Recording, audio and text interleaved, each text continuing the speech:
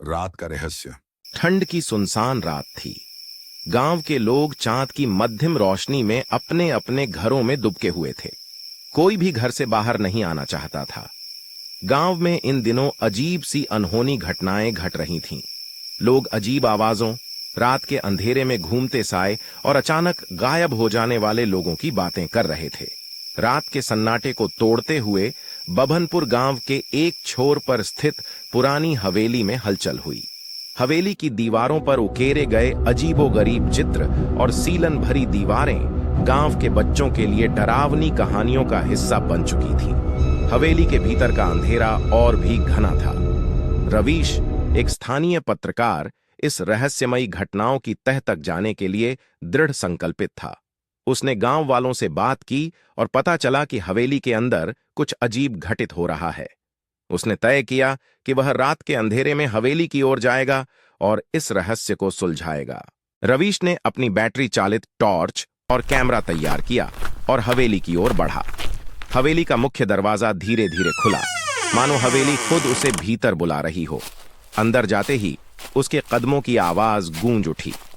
दीवारों पर धूल जमी हुई थी और फर्श पर तिनके बिखरे हुए थे।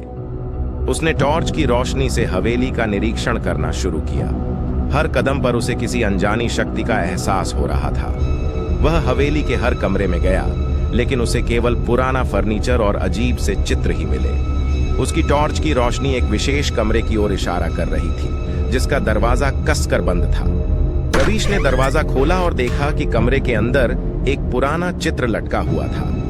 चित्र में एक महिला की छवि थी, जो बेहद सुंदर लेकिन बेहद उदास लग रही थी। रवीश ने देखा कि चित्र के नीचे एक पुरानी किताब रखी हुई थी। उसने किताब को उठाया और पढ़ने की कोशिश की। किताब में कई पुरानी कहानियां और असामान्य घटनाओं का उल्लेख था।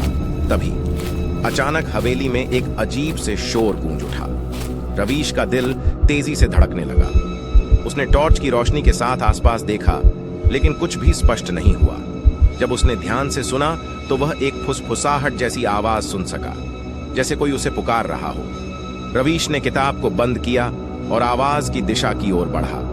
आवाज और भी स्पष्ट होती गई। उसने देखा कि एक पुराना दर्पण कमरे के एक कोने में रखा हुआ था, जिसके सामने एक और चित्र था, लेकिन इस बार चित्र में महिला की आंखें मानो जीवित हो गई थीं।